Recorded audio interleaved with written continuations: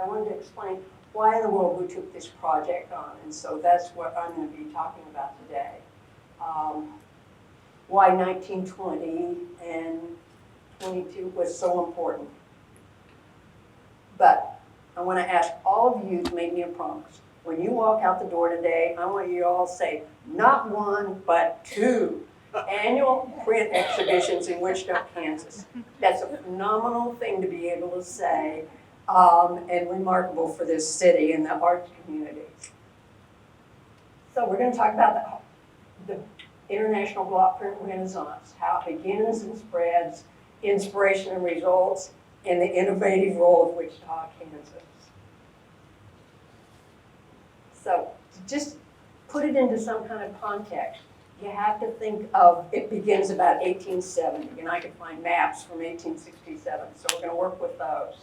And you've got to think about the population of Europe is 300 million, 4 million square miles. You move to America, 39 million, and almost 4 million square miles. Then you move down to Kansas, you have about 141,000 and 82,000 square miles. Wichita, 150 people. 123 people signed the charter to originate the city, so I'm going to give it a little margin and say we've got 150 people that we're starting out with compared to the 300 million support group that you have in Europe. And just a little more comparison. At the top we have Paris, 1 million people. New York, just under 1 million people. And again, Wichita, 123, maybe 150. So the race begins and the positioning begins.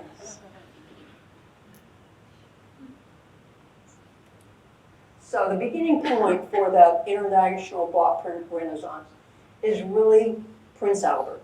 Everybody, surely you've watched on television things about Queen Victoria. Prince Albert is her amazing husband. He understood the Industrial Revolution and how it was changing the world, and he comes up, there'd always been trade fairs, but he comes up with the idea, let's do an international trade fair, and so he does the Crystal Palace Exposition. It's the great works of industry of all nations, and it's in London. 6 million people attend. And the goal was for every country to show their best technology and products, and as well as architecture and art. And so the race really begins to show the best. And we know these expositions as really World's Fair.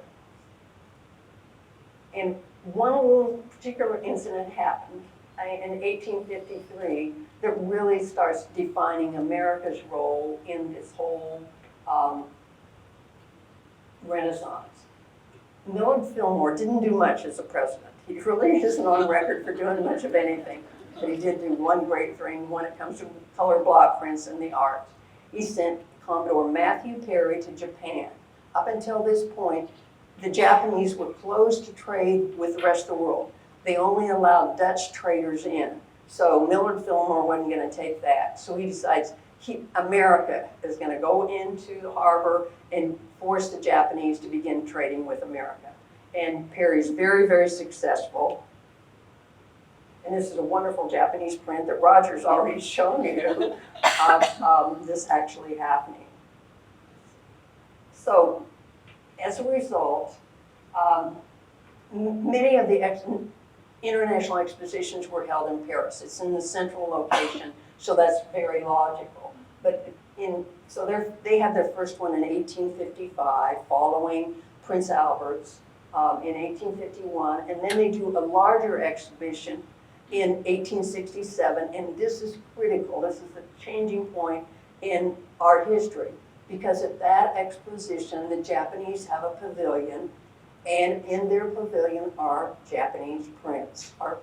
And artists are stunned by this. They had just begun, the tradition for European artists or American artists at that time was your subject matter. You had 3 choices: historical subject, religious subject, or a famous person. And all of a sudden they see these Japanese prints, and they're decidedly different. And so clear across Europe, you see these world expositions. Here's the one in Vienna. Here in America, we have, they begin in 1876. There's one in Philadelphia, then 1893 in Chicago, 1904 Louisiana, and then 1915 the Panama Pacific International Exposition in San Francisco and Wichita. And all cities across the country have their little expositions. And of course, Wichita, it's the wheat show. And in 1921, even Wichita is showing art in their annual exposition. The other way that, besides the expositions, that word spreads is the earliest form of the internet, magazines. We've got, with the Industrial Revolution, we have automated printing presses. And so all of a sudden, magazines are being produced. A great statement, Germany, the home of the printing press. But between 1888 and 1900, there's some 2,150 magazines published. So artists are looking at those, and people are looking at those. If they can't get to the big world fair, then they're looking at magazines or the internet of that day. And there's a wide variety, and America's, they're being produced in America too. So that's how it begins and spreads. It's the world expositions and it's the magazines. Now, what happens? From this competitiveness of these world expositions, there are commercial concerns, of course, and the French are hysterical.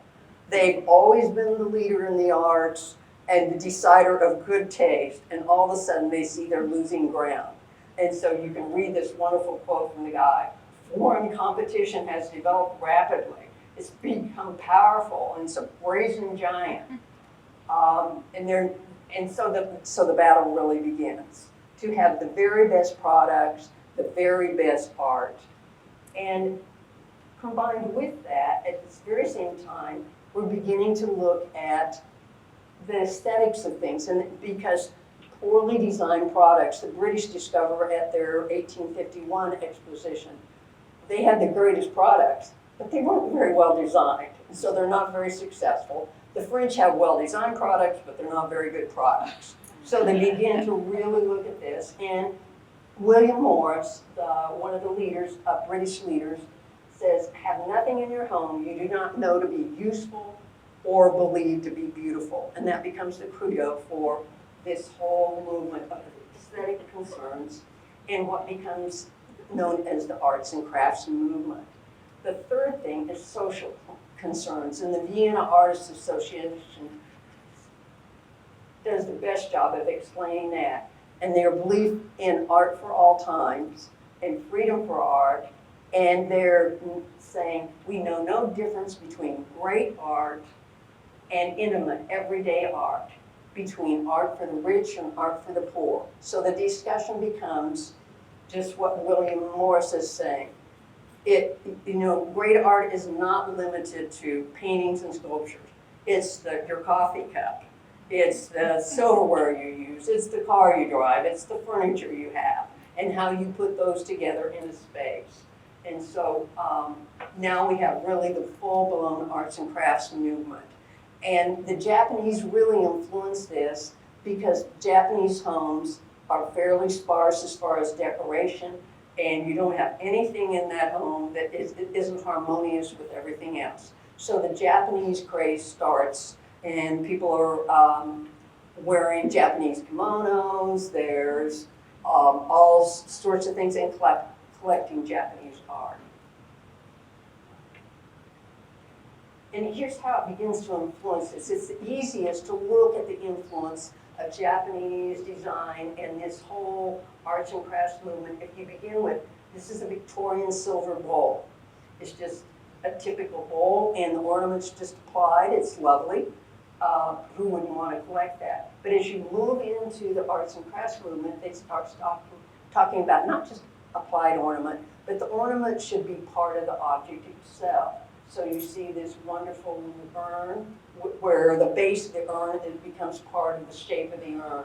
And below that is an Art Nouveau French plate where the decoration is applied around the edge, but it flows with the shape of the bowl. And then you move a little bit further, and this is a German pewter piece where the decoration becomes part of the shape. It's incised into it. And the ultimate one is from the Bauhaus, where the shape and the object are one and the same. It's totally integrated. So that's kind of in a quick history of how the arts and crafts movement moved along. It's a little harder to see it with prints, but remember we talked about printing presses, and Roger talked quite a bit about that. All of a sudden you have automated printing presses, and the pieces he showed you from Harper's Weekly, the reason they were wood engravings is because you had wood type at that time, and then you could do the illustration on a piece of wood, a wood engraving, and they'd be the same height. So you could run them through the printing press. So that's how that started.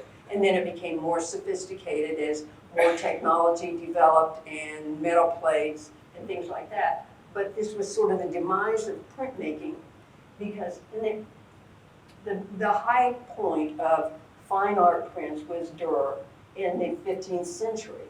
And he cut a few of these plates, they think, but primarily he had very, very skilled woodcutters to cut his plates for him. And so that became the tradition, that the woodcutters would cut the plates. And as publications and magazines became proliferated, then you had just woodcutters, and the publishers would go and say, what will sell my magazine? And ultimately it came down to these woodcutters imitating fine paintings. So they weren't really prints, they were sort of paintings reproduced as woodcuts. And they're beautiful. And actually, the two illustrations I have are by Henry Wolff. He won all the prizes at the World's Fairs because he was the best and a good American.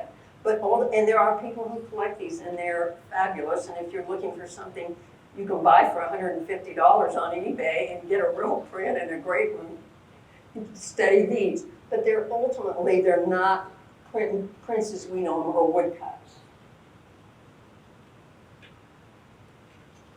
So let's go back to the 1867 exposition and the opening of Japan, and the fact that the Japanese have their own pavilion. Because this, like I said, is where it really starts.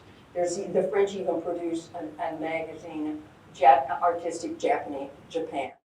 Again, I think Josie and also Josie talked about the fact that Japanese prints were just amazing to European artists, because, as I also said before, European artists have been taught it's a historical subject, it's a religious subject, or it's a famous person. And here the Japanese, all of a sudden, their topics are everyday people.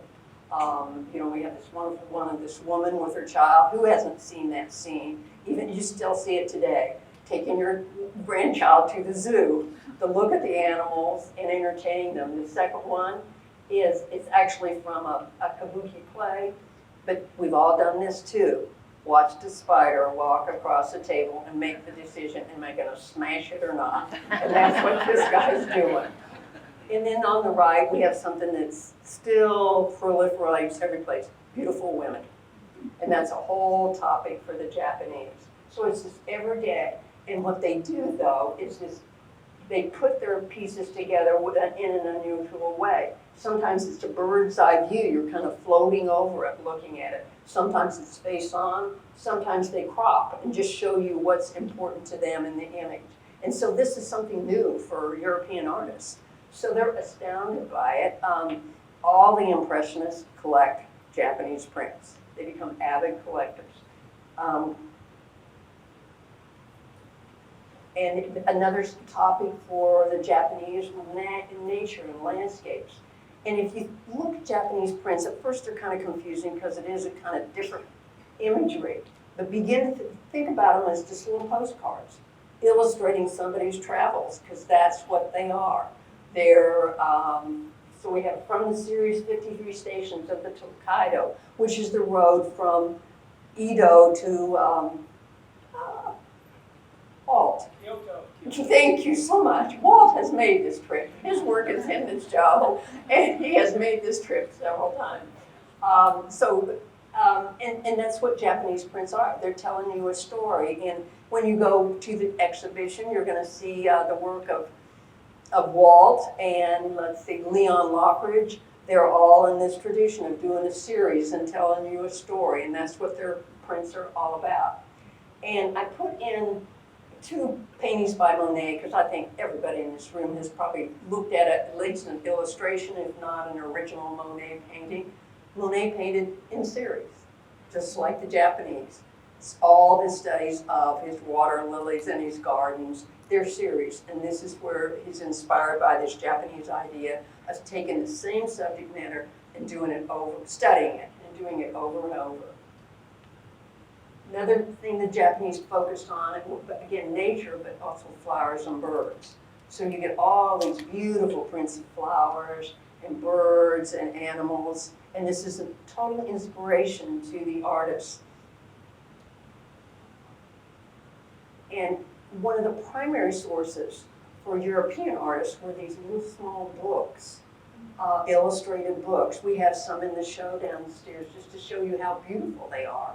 And some of them, like the center one of the guy with the sword, that was just a little study of movement and things like that. European artists had never seen like that. They'd never thought about it that way. They'd always been taught to draw from plaster busts or a model frozen in a pose, but never thinking about the various movements and how that worked.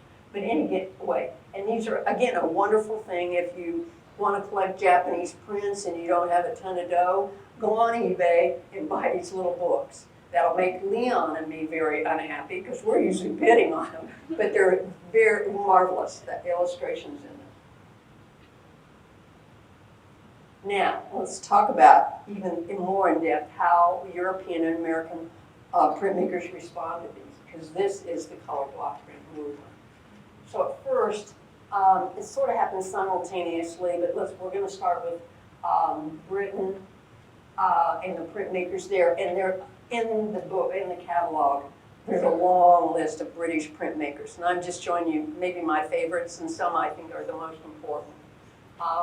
And how could you not start with Queen Victoria? And this image is made by William Nicholson. He was, as a young man, he started off with his brother-in-law, and they had a poster business. And they quickly figure out how useful Japanese prints and that thing of simplifying and cleaning up an image is, because a poster you have, somebody walking by has to be able to read it very, very quickly. And that's what William Nicholson does. As a matter of fact, his work is first seen in the United States in 1904 in St. Louis. That's the first time block prints are really shown. He was a friend of Whistler, the great painter, and Whistler connects him with his publisher, and in the end he publishes a series of prints. The next one to the right is Frank Morley Fletcher, the stream. This print was actually shown in Wichita in 1931.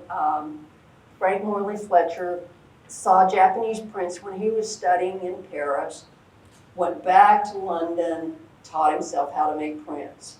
And the interesting story is that his guidebook was a booklet that the Smithsonian had put out about how Japanese prints are made.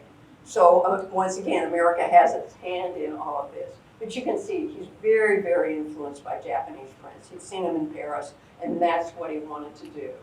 And below is one of his students, John Edgar Platt, called Giant Stride, and you can see he's looking at the movement in the Japanese prints. And I'll tell you a little side story. I want this print because I want it for the show. So I called my friend Roger, and I said, Roger, did you ever get this print? Yeah, I was at an auction yesterday and I bought one. So then the bargaining started. But that's where it comes from. Roger bought it for us at an auction, not knowing I was his buyer. Then a special thing happens, and you want to remember this name because it's going to come up again. And a Japanese gentleman by the name of Yoshihiro Schwabero was sent by the Japanese government to one of those big expositions, and he was one of a group of Japanese printmakers doing demonstrations. And the British Museum get interested in him and offer him a job of doing restoration work at the museum. So he stays in London. The rest of them go home, the fair's over, and he stays in London. And he then begins to teach the British printmakers. And he does one other thing. Then he travels to France and trains the French printmakers. So these are the ones that I picked out that are extremely important. On the far right, I talked about Schwabero. Jules Chadel is one of the gentlemen who studied with him and worked with him. And ultimately, they made collaborative prints. And that we talked about the suicide woodcut. It's through Schwabero, who invents it with Chadel and shows it for the first time. So he's a critical player in all of this. One of the most important, the earliest prints of woodcuts were made by Henri Rivière. And he saw the woodcuts in Paris, said, I'm going to teach myself how to make them. And he did. Figured out how to make his own tools, carve his own blocks, and he started off doing these series. And they're a lot of work. As people have explained, you have to have a block for every color you want. So eventually he became more involved in making lithographs because they were quicker and faster to do.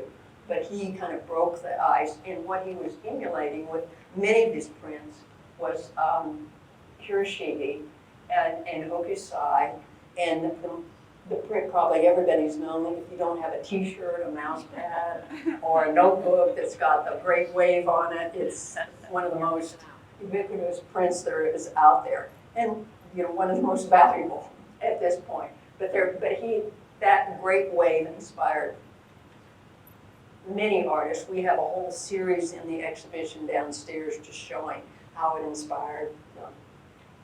The other one was, an important French artist was Valentin. And this, you can see the inspiration there, the windstorm, a gust of wind. And he sees the prints at the 1867 exposition, and he becomes an avid Japanese print collector, and they totally influence his work. The Germans, they see all this happening, especially the Germans in all their magazines. There are 2,150 magazines. They're seeing the prints made by other artists. They're traveling to Paris, so they're going to London. But they're also figuring out a way that mixed in with this was this extreme competitiveness and their desire to have something that was unique to their country, styles that are unique to them. They don't just slavishly want to copy the French or the British. And so we have kind of essentially three groups working. And one group, I'm going to tell you some side anecdotes, and it's Hans Newman on the left. You can see Hans Newman is one of the earliest artists to use a camera. Who hasn't taken a photograph or somebody put their hand over their face? And he captures that beautifully. They're obviously on a trip, probably in Venice, and this is probably his wife. And you can see, look at the Japanese kimono kind of outfits the women have on. And Hans Newman, again, I was going to tell you a little anecdote. Writing this catalog became this huge adventure. I didn't want to just put Wichita in the context and compare it to New York or Chicago or what was happening then. I said, no, we need to show it was much bigger what happened here and much more important. So I started writing to curators at museums around the country, and I wrote a letter, I sent an email to the director of the big graphic arts museum in Munich. It's one of the most important ones. And I think maybe I'll hear from them, maybe I won't. They don't know me, and I was specifically asking about Hans Newman. I get an email from one of the curators, and he says, yeah, we have some. I'm amazed you're interested, but we don't have any photographs of them. So I think, okay, I hit the brick wall here. But 3 days later, he has gone to their archives with his cell phone, miracles of technology, and he sends them to me. And this became our shared mission. We're going to find the information about Hans Newman, and slowly but surely, people all over helped me put together this man's story. And he worked in Munich, and of course Munich was destroyed during the war, so a lot of the information about him just had disappeared. But together, working with this group of people, we finally located probably 35 prints, and the Germans are all like, whoa. And everybody, most art historians, and those of you who have taken art history, when they talk about German printmaking, they talk about Kandinsky and the Expressionists, and they don't mention Hans Newman. Hans Newman is right there with Kandinsky. Kandinsky's girlfriend is taking classes at Hans Newman's school, so it's very connected. And ultimately, we did, if you read enough, and I learned to translate German, he's the leader for the color and everything. So standing side by Kandinsky, but a great example of an artist who just gets lost in time if somebody doesn't document. And then who Josie talked about, the German expressionists, so did Roger. And you can see they're collectors of Japanese prints. An interesting thing happens with Germany. Once the Japanese open their country to trade, then every country sends trade representatives to make deals. Well, Germany wasn't quite that organized. It was a loose confederation of states at that point. So every one of the states sends a representative. So in the end, those representatives collect Japanese things and they take them back to their city, Dresden, or Hamburg, wherever. So in Germany, there's not one central collection. They're in various cities. And the expressionists start out in Dresden, and there'd been a trade representative who'd come back and given a lot of prints to the museum, and that was their source. And it was an exciting time to see them.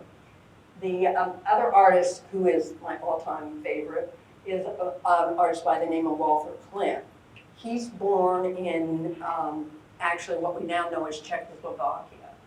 And his father sends him to Vienna to study. And I'm going to tell you about who he studied with. And he becomes one of the most interesting printmakers. And again, he's an example of what happens if records aren't retained for an artist. And again, with Germany, so much stuff in Austria it just gets destroyed or lost during the war. And they also didn't do very much documentation for their artists. So Walter Klim is one of these artists and has this particularly interesting career. He is very influenced by the Japanese print shows that are shown in Vienna.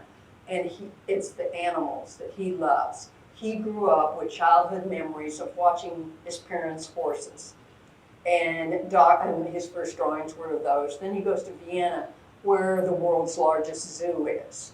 And that's a focus at the school. So again, these animals. Then he moves with his good friend to an arts community right outside of Munich called Dachau. And you can read it in my catalog. He describes he'd just go out, and his advice to then the students he had was just go out and look. So he'd just go out with his binoculars. He wasn't out there to make drawings or anything. He was out there to watch the animals. And so his animals are the majority of some of his great prints. And he moves, eventually gets a job offer from the Bauhaus, what became the Bauhaus. And he becomes one of the printmaking instructors at the Bauhaus. People always talk about Lionel Feininger as being the printmaking instructor, but standing right beside him is this incredibly gifted printmaker, Walter Klim. Now, in Austria, there's one man that is probably one of the great artists, and this has a great Wichita connection.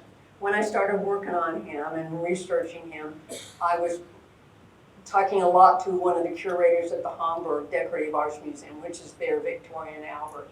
So I started working and doing research on Emil Orlik. Again, another artist whose records are lost because he died right before World War II started, but the rest of his family was basically incinerated. So there's not too much left of him. He had one distant aunt who managed somehow to escape. So that there was some of his work there, and some museums that collected his work. But I got to know this curator at the Hamburg Museum, and he said, you know, the other day I was on the bus going to work, and I saw one of my good friends, and he is doing a catalog and an biennial Orlick. And I'm going to put you in touch with him. And he said, and you're going to find this really interesting. He did an exchange student program, and he went to Wichita. Do you love this? Is that the world's best small world story for this? So this gentleman and I, of course, correspond back and forth. He sends me his catalog, and and looks at what I'm talking about, Emil Orley. But let me tell you Emil's story. He's born in again what we know is Czechoslovakia now, and he wants to go to art school. So he convinces his dad, who's a tailor, to send him to Munich.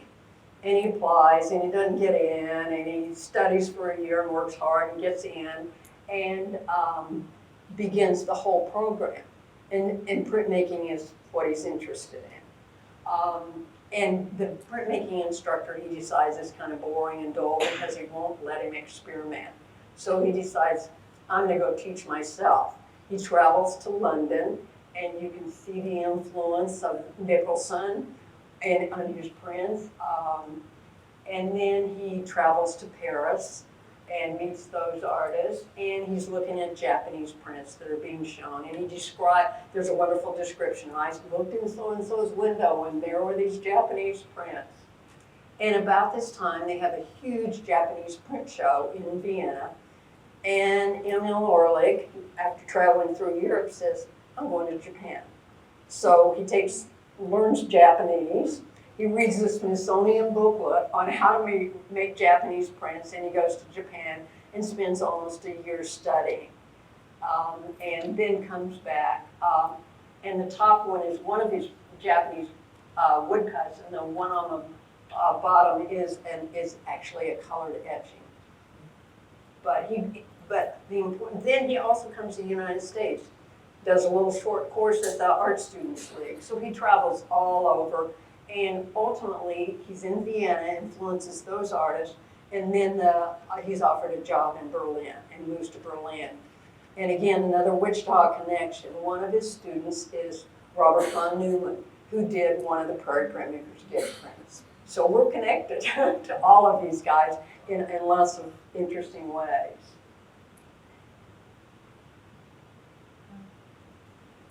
And I just want to dwell more on Austria because they produced some of the most amazing printmakers.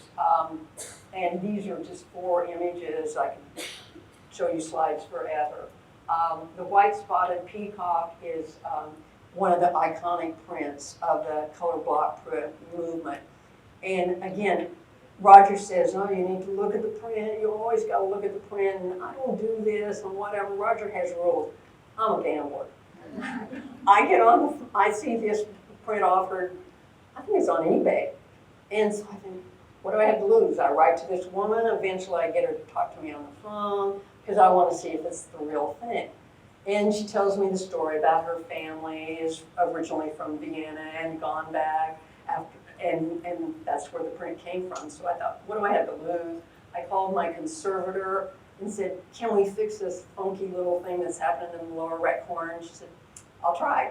And so eventually the Wichita Art Museum is going to own this print.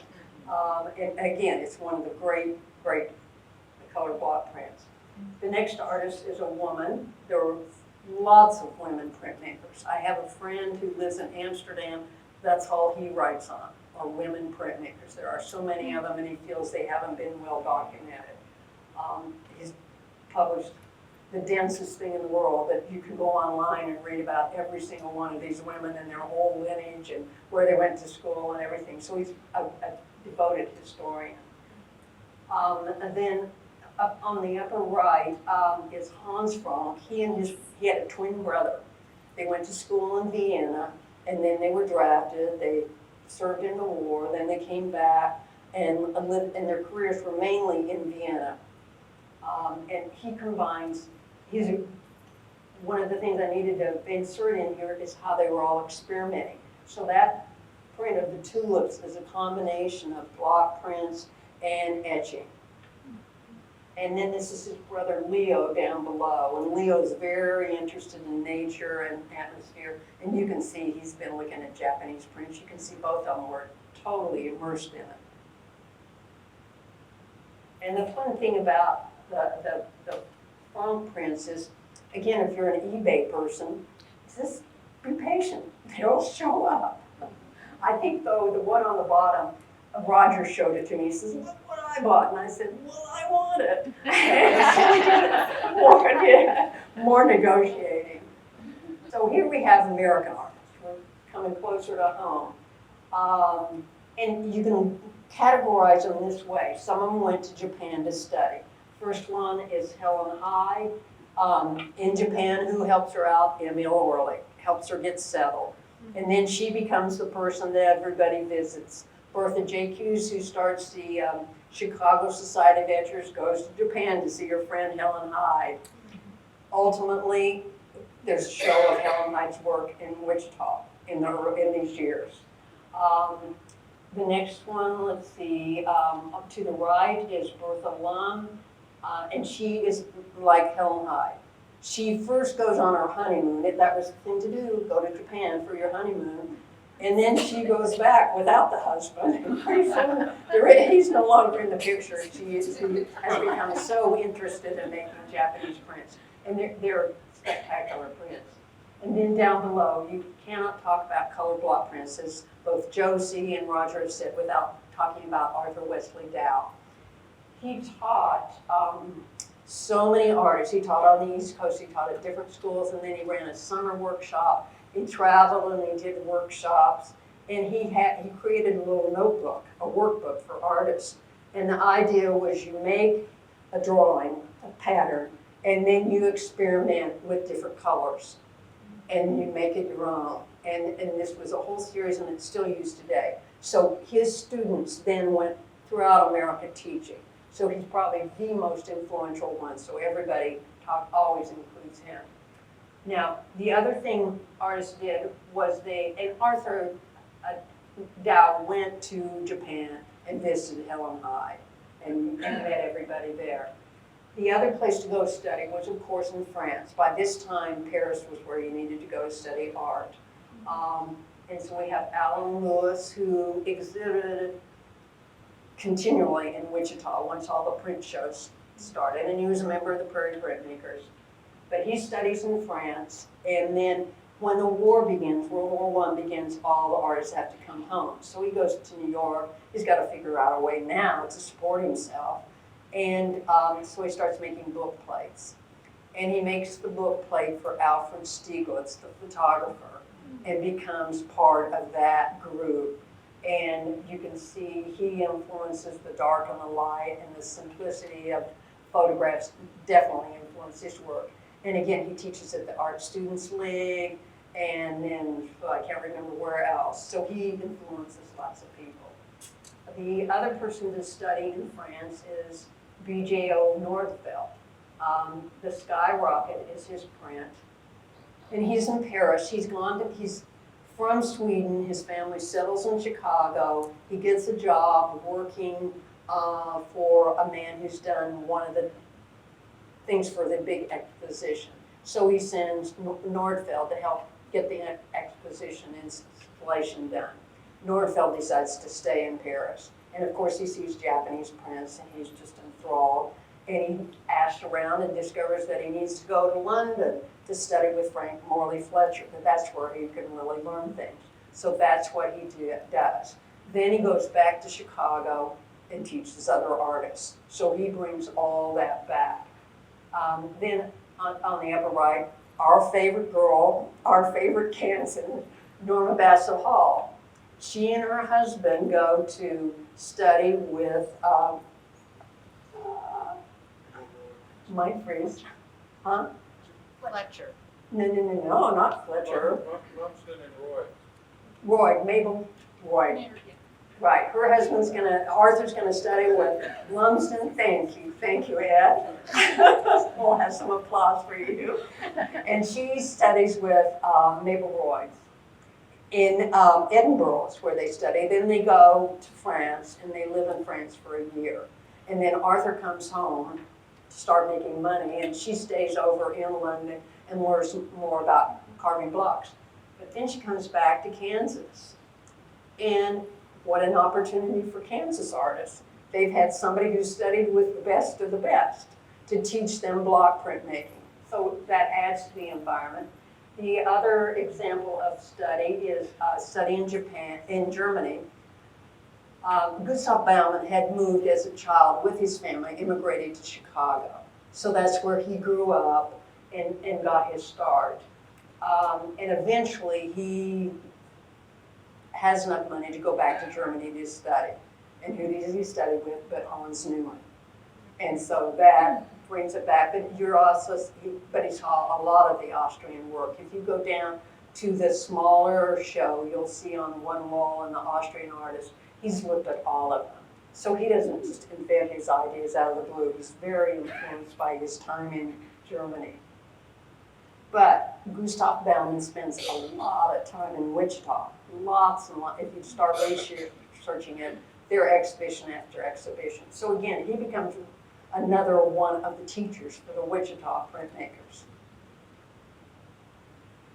And then there are the artists they can't afford to go to Europe, they don't want to go to Europe, or whatever circumstances.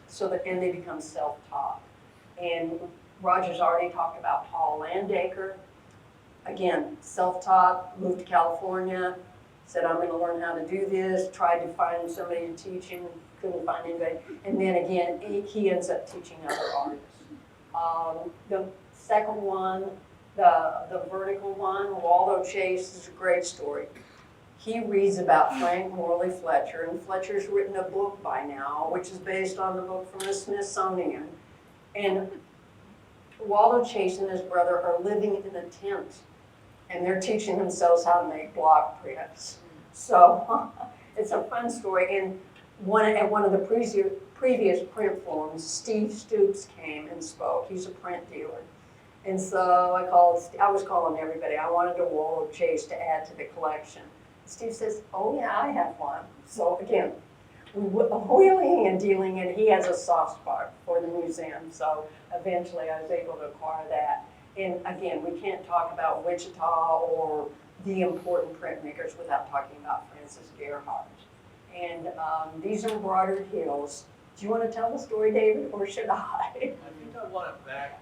Oh, my brother was smarter Talk about than me. wheeling and dealing. You beat up your brother and get the print. Right. Something like that. This was in my grandfather Seward's collection. And my brother was smart enough to talk my mother out of it. Or to say, oh, Mom, I want that. And so I knew he had it, and we showed it in an exhibition. And then I said to David, thinking about, selling it to the museum. And so with the help of Ed Lincoln, and David's generosity, we acquired that print. And then I included Lloyd Fultz on the far right. Lloyd got the short shift because of the COVID. We did an exhibition. We ended up not doing a talk about him just because it was just an impossible thing to do. And of the Prairie Print Makers, he's probably the king as far as technical skill, imagination, unique, strong style. I mean, he's just very, very impressive. And you can see his work holds up to 3 of the best. And so even though we didn't get to give him the attention he really deserved, pay attention to him. Now, I want to talk about how important and what happens after the big exposition, the Panama Pacific International Exposition in San Francisco.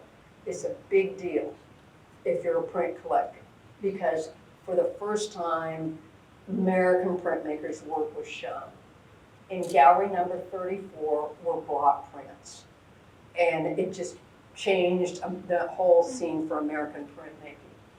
And most of the artists I've already introduced showed their work there. And many of them, like Francis Gerhardt, saw block prints for the first time and said, oh my gosh. William Rice said, I've got to learn how to make these. So it just influenced artists incredibly. Now, we come to, thank you, Clark, for saving this building for us. This was the site of the exhibitions of block prints in Wichita.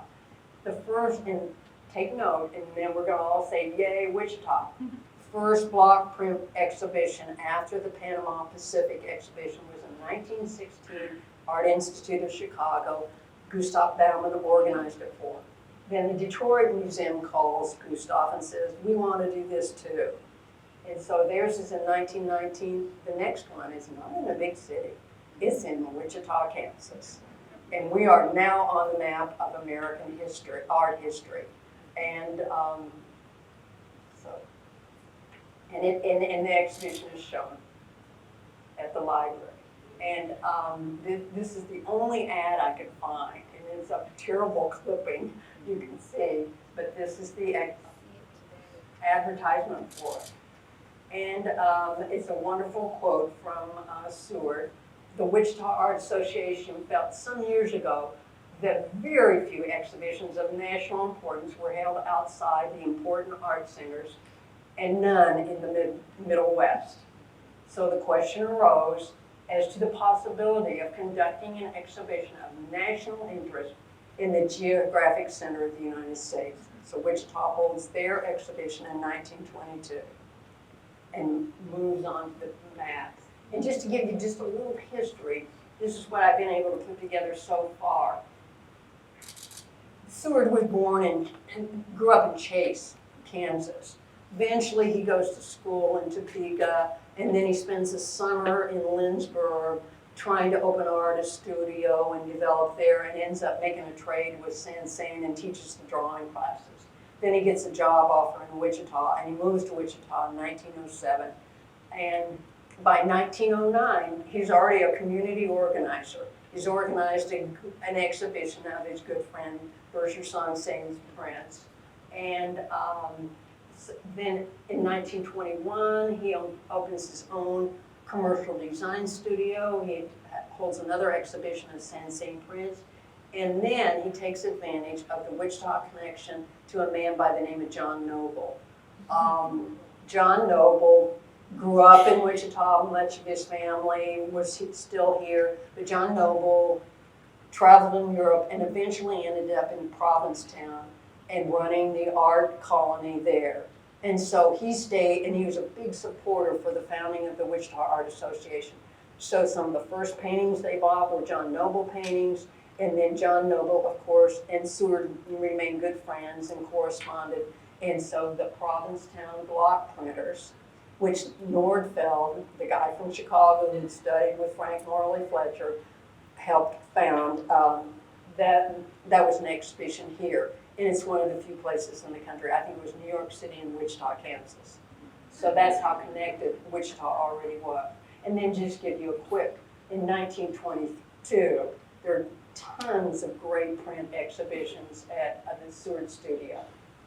And I'm sure that's when he became acquainted with Arthur Hall. And it's in 1922 and 23 that he's beginning to build the staff for the Western lithograph. And that means Chili Caps, Lloyd Fultz, Clarence Halbert, all of those guys are now together and seeing these exhibitions. And the Wichita Art Association is formed in 1922. And you can read tons of histories of little quips about my grandfather. And then I had the luxury of having a long conversation with Chili Caps. And Chili Caps said, you had to understand who he was. He's the guy who didn't want to be in the front of the room. He was in the back running it. He said he didn't like the direction of the conversation or discussion. He's moving around telling jokes and getting people to stay focused on what he wanted to focus on. And that was continually his style. If you look at his history, he's always the secretary-treasurer, because that's where he can make it happen. So the Wichita Art Association, Seward organizes it for them, and they do this exhibition in 1922. Same year they do Chicago Society of Etchers, 1923, Print Makers Society of California, and that's a wonderful exhibition which we all would love because they combined it with arts and crafts pottery. So it's color block prints and arts and crafts pottery. And then another exhibition of Helen Hyde's prints. And then in 1928, Wichita begins a momentous thing. They debut an exhibition of American block print makers. Opens in 1922. Its first one's by invitation, next one's jury, and pretty soon it ran for the next 60 years. It became one of the print shows that you needed to be in.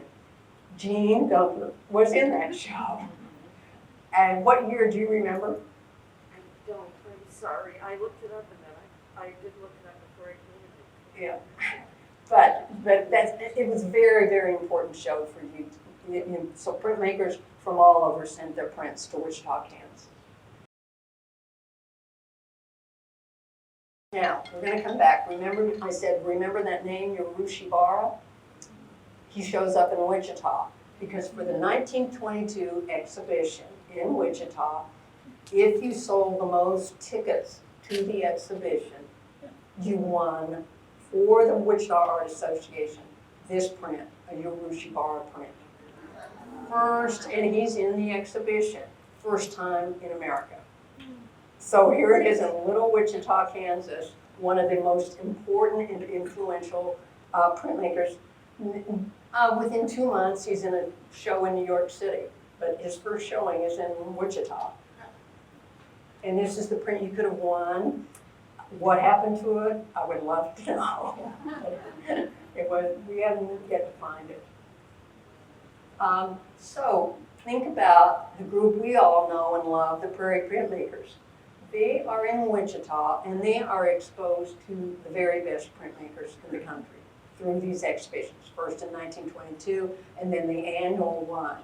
So, I mean, they're seeing the best of the best. We've already looked at Howard Cook, Todd Lindemuth, Walter Joseph Phillips, he's on the far left. He's a British-Canadian printmaker. He'd gone back to England to study with Frank Marley Fletcher and that whole crew.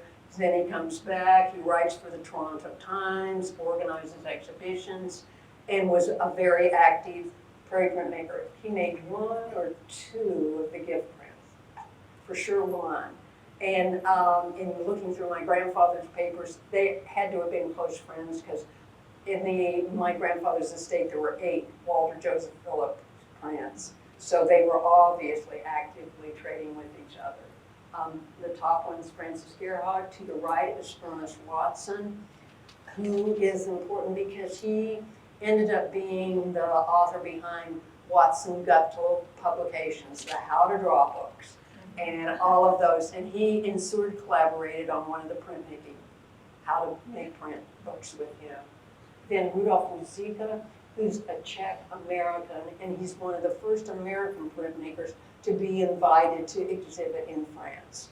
So that the French honored his things. And then on the right is J.J. Lakes, who we did a show for, 2 years ago?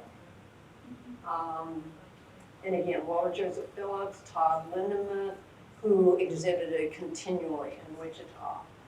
Then Howard Cook, and on the right, Leo Meissner. And so, look at the Prairie Print Maker, the group, the form. Now can you see why their prints were so strong? This is just their block prints. On the top is the Seward print, down below Leo Courtney, Red Barn, Norma Bassett Hall. Chili Caps only made, at 4 or 5 block prints, something like that. And then down below is a wonderful print in a series by Bill Dickerson. On the right, I think the one and only Kobetz block print.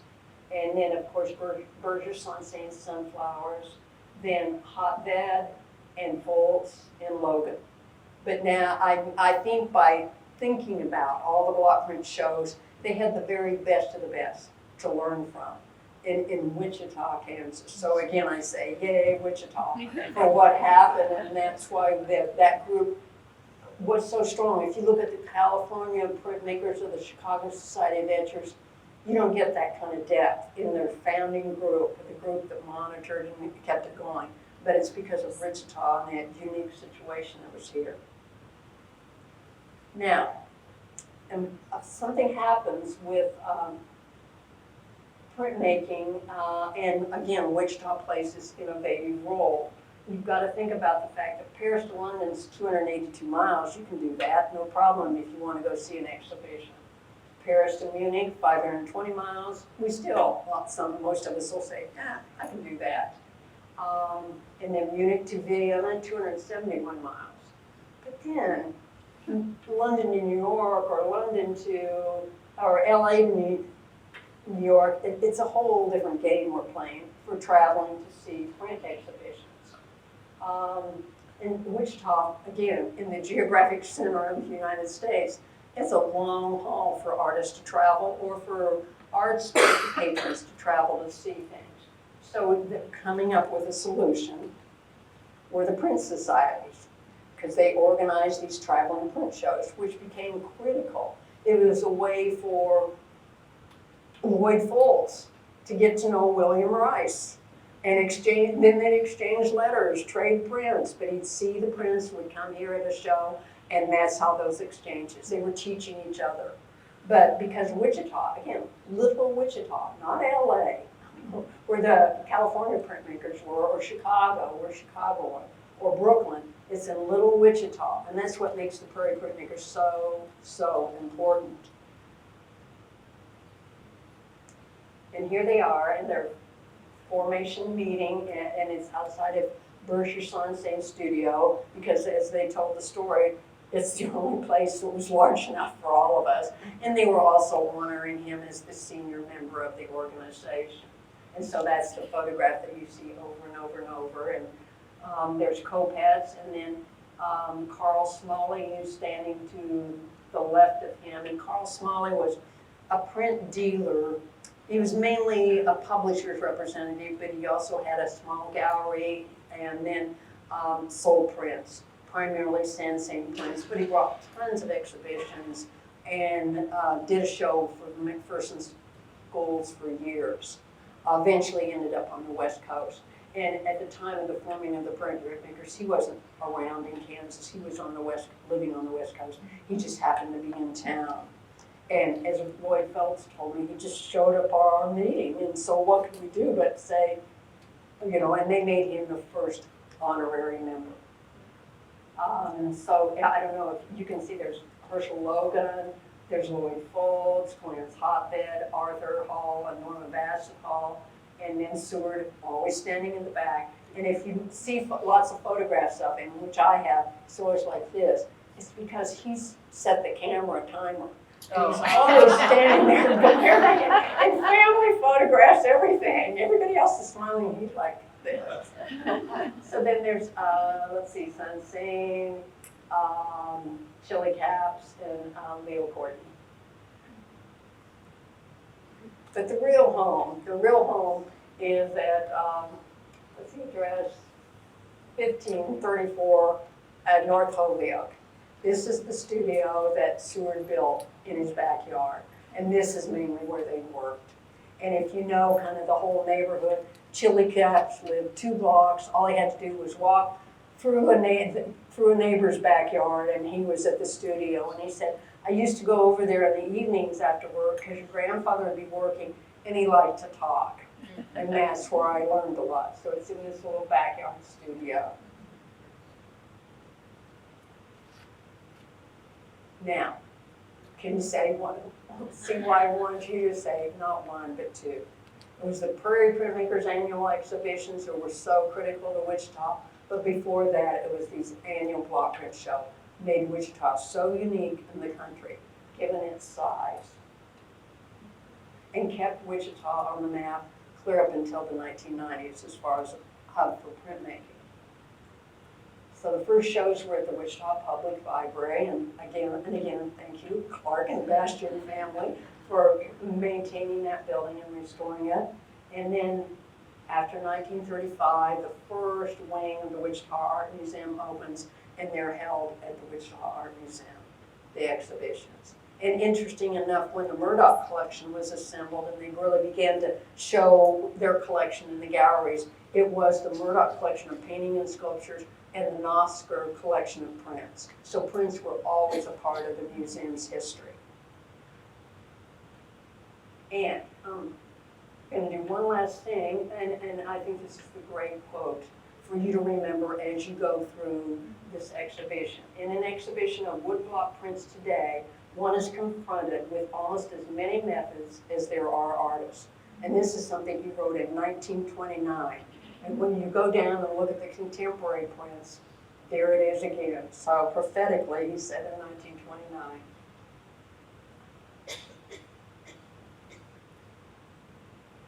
So, in putting this exhibition together, in case you can't tell, in my heart of hearts, I'm a print missionary.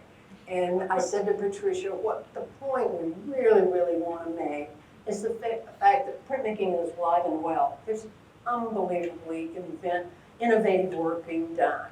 And they built on the shoulders of the Japanese and the early founders of the color block print movement, and they've added to it.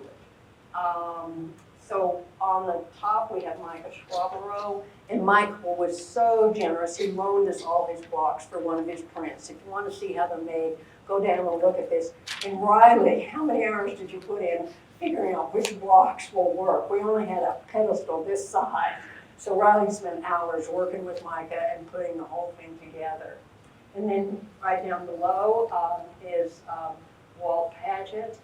Walt, wave your hand. Walt has walked the Hokkaido Road, and that's he went to Japan and studied and then does his vision of this. And to the right of that is Gordon Mortensen, who's probably the senior member in the show. Gordon wrote to me and he said, you know, I'm 83. I don't think I can make the trip. But he generously gave us a print. And when you look at these, and they talk about the speakers have talked about, oh, he did 7 blocks or he did whatever. A typical print for Gordon Mortensen might be 25 blocks. I mean, these are highly detailed prints. And he told me, he said, my inspiration wasn't really, I started out as a portrait painter, and when I started making prints, my inspiration was really Monet. Not especially Japanese, but it was Monet. But we all know Monet was influenced by the Japanese, so there it goes. Then to the right of that is Lyon Lockridge. Lyon, where are you? There. I call Lyon our Kansas's own Hiroshige. And because downstairs we have Lyon's book of the Flint Hills. So just like Hiroshige traveled the Hokkaido Road, Lyon went to the Flint Hills, and his prints are very much a story about his travels. And interesting, he uses what they call the suicide method of making his prints. So he starts with a block of wood, and I have an illustration in the catalog that shows, lent me the photographs of it. He starts with his image carved, and then as he prints colors, he carves away spaces on the prints, and pretty soon it's committed suicide or it's been murdered.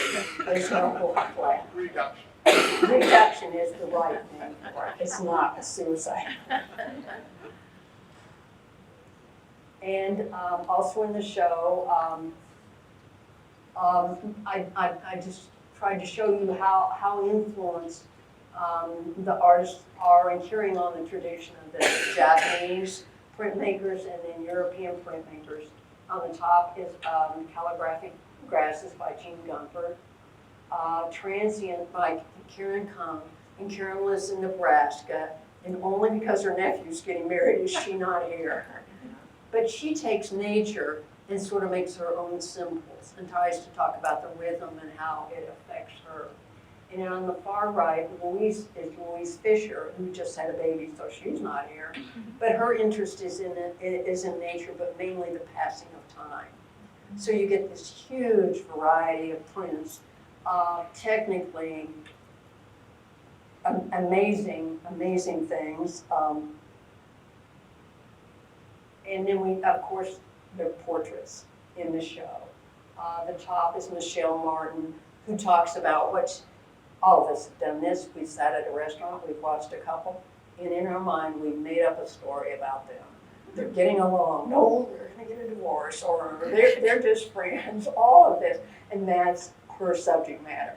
And pretty soon, and so this one is observation number 32, the queen bee, and how, and then talk about how ultimately everybody wears a social mask. Then down below is Beach Dog. I have them in the wrong order.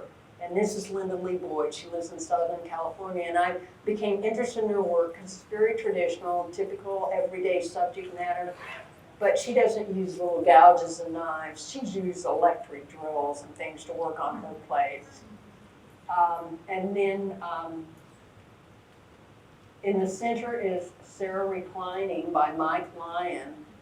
And I can't even begin to explain to you how Mike does it prints, but basically it's the ultimate in technology because he's invented a computer program to etch his plates, and then a computer program that inks his plates, and then you use, no, he's shaking his head. He studied in Japan, like Walt and like Micah, and then he also, one of the prints in the exhibition is from his collection.